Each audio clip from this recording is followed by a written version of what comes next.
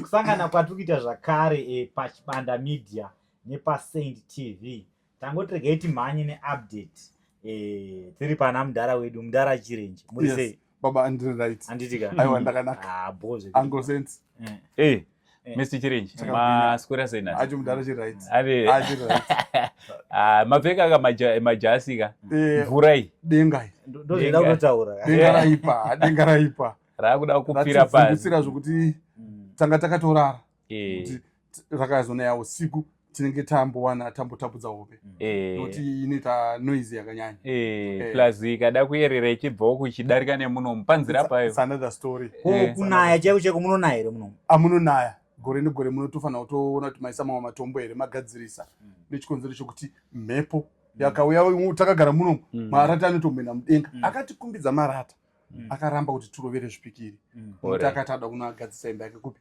kumusha akangogadzika saka takangogadzika saka anomboenda mhepo mudenga okudzoka hapana pakaroverwa chipikiri inyasha but tinomutenda 4 years akati pamunenge magadzikana ndotora ndenda ndonovaka kumusha kukaroi aiwa tinotenda chose chimwe nechimwe chine nguva yacho tinotenda hongu chokwadi so handimuziva kuti nezo takalonja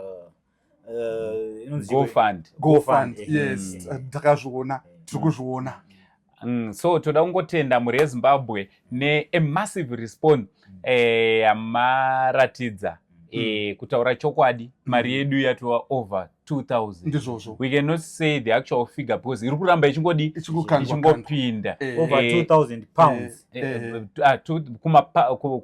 kuinonzi GoFund kuiswa yekunze kwenyika didi yane over chi 1500 just over 1000 kozotiwo maeco cash nedzimwe dziri kupinda it's over 500 saka tikangoti yese pamwe chete kuGoFund nekumaeco cash kumaworld remit chichichi over 2000 over 2000 so zvinhu zvese zvazvakanakira ndezvekuti tiri kuzviita mazuva ese takabatana pane muzukuru anonzi Shelton Kadungure ndiye ane zita riri pamusoro ramuri kuona pamusoro ndo kuri kuenda mari yakati wande ende muri kutokonfirmawo nekusenda ma-screenshots ma-confirmation regai ndi-emphasize ipapapo tiri kukumbirisawo kuti vaya vanenge vasenda ingave inbox eco cash world remit muzouye motipa proof yacho kugroup kuitira kuti tisese tinyore pasi tizozive besides chimwe chakanyanyokosha kana uchinge wasendera muzita rakanzi Steven kana eni kana Shelton chiita screenshot namba idzodzo dzaunenge wasenda unobva watora screenshot rako wobva wasendera kune the other name kana that is kune vamwe vari kuti hatisi mugrupu toda kungogara edu tiri anonymous zvakanakira kuti zvoni kunyange nechikwata pachinechi chiwerengedza umwe ma-confirmation anenge ariko but aiwa tinotenda nekuti vanhu vatiri kushanda nawo vanhu vakatendeka vanhu vane nhoroondo futi yekushanda nemari so hapana hapona dambudziko rakadi but tiri kungozviitira kuti zvijeke zvikuru sei kwamuri kuitira kuti varidzi vemari yes vazvione asi kuvimbika nevanhu vacho vakavimbika asi tinoda kuti varidzi vazvione nemarecords futi aripo we are keeping those records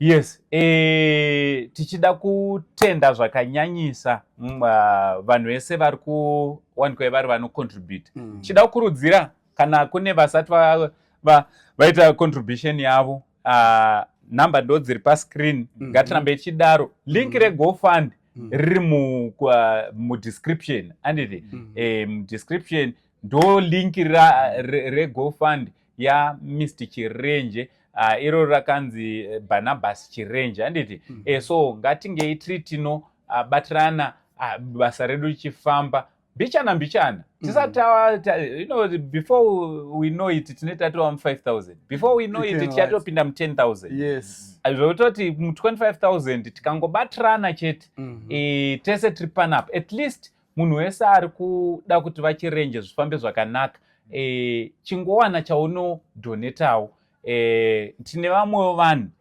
ndati tigare tatsurana. Ndizvozvo. Kune vamwe vari kuzouya vachida kuronga kuti dai madai aiwa tine nhoroondo wani yekuti tagara tinongoita chinhu chakadai zvichibudirira kureva tizoni hatirambe maideas aiwa izvozvo tinotenda maideas but for now chatoita kuti tinge tiri tinosvika panapa maideas hataitoshandisa mufungi chatoita kuti tinge tiri tinoungana kudaiwo maideas pari zvino taakumboti ngatimbokontributai mari pari zvino tiri kuda mari yekuti basa ringe riri rinoenda mberi. Baba timbodzoka kuna Baba Chirenje. Baba Chirenje dziripo hama dzatokupai kare. Dzabvisa dzichirwadziwa, umwe abvisa 100, umwe abvisa 50, umwe 30, umwe ati 10, umwe dola chairo chairo, umwe abvisa 10 zigi. Taurai navo hama dzatokupai kare. Ndinoda kuvatenda nokumira neni kutenda zvikuru. Unoziva kuti hapana mari diki, chokwadi, hapana mari hombe, asi diki iyoyo inosvika pahombe, hombe iyoyo inosvika patiri kuda. Saka rambai makamira neni, Mwari ari ndiye mutungamiriri wenyu. Tinoramba ndichikunamatirai, tiri kunamata pano, tiri kunamata, tinoita all night prayer every day, tiri vaviri nahama dzimwe dzenguva kana varipo, tiri kunamata, we are praying for you. Tinotenda kuti Mwari vanonzwa minamata yedu, Mwari vanonzwa minamata yedu. Aiwa tinotenda Chibanda, taura tinzwa. Mashoko angu ekupedzisira nganditi toda kutendai mese vari kumira nemudhara wedu Mudhara Chirenje, vari kumira naSaint TV, vari kumira neChibanda Media. Nditika musakangamwe zvakare kushare video ineyi. Unoona ngosina mari asi mwoyo wako uchida, unokwanisa kushare video ineyi kuti ionekwe navanhu vakawanda, vanogona kuzototibatsira zvakare nemari. Ndo mashoko angu yaya. Aiwa tinoda kukutendai Baba Chirenje.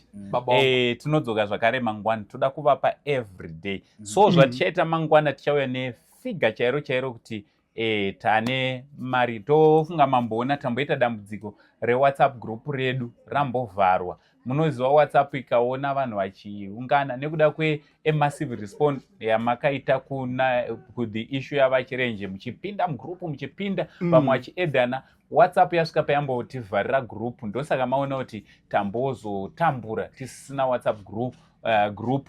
Why? Because WhatsApp ndo yatoita izvozvo, asi group riya razodi zvaro ravhurwa, uyezve tane mamwe mabackup ekuti munokwanisa kupindawo magroups iwawo. Moti zvakanakira ndezvekuti mukasenda chamune masenda muamasenda futi mugroup, kuti ndo zvandaita tese isu pamwe chete nemi tichinyora tirekodha. Zvinobetserawo kuti zvinhu zvinge zvinofamba zvakanaka zvakajeka. Mwari wekudenga achitiitira zvakanaka.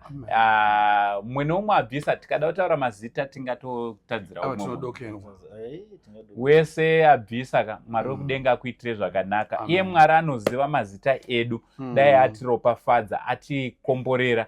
Vari kuda kuvaka dzimba, varibvisa vachiri kulojawo saAnko Saint. Ndiri kuti Mwari wekudenga wakukomborerei, muwanikwe muri munovakawo dzimba, munotengawo maproperties enyu, kuburikidza nenyasha dzinogona kudururwa naMwari dzekubetsera Baba Chirenje nemhuri yavo. Mwari wekudenga vakuitire zvakanaka. Aiwa, zita rangu ndinonzi Uncle Saint. Ndinongogara ndega, ndakagara naMenas mwana wekwachibanda, iye achinzi zvakare Chibanda Media. Don't forget kusubscribe on his YouTube channel nekufollow all his social media handles. Aiwa, pakati pedu tinayo Baba Chirenje. Aiwa, Baba Chirenje hama yedu. Ngatirambe takamira nawo, tirambe tichivanyengeterera, basa richienda mberi. Much love and God bless.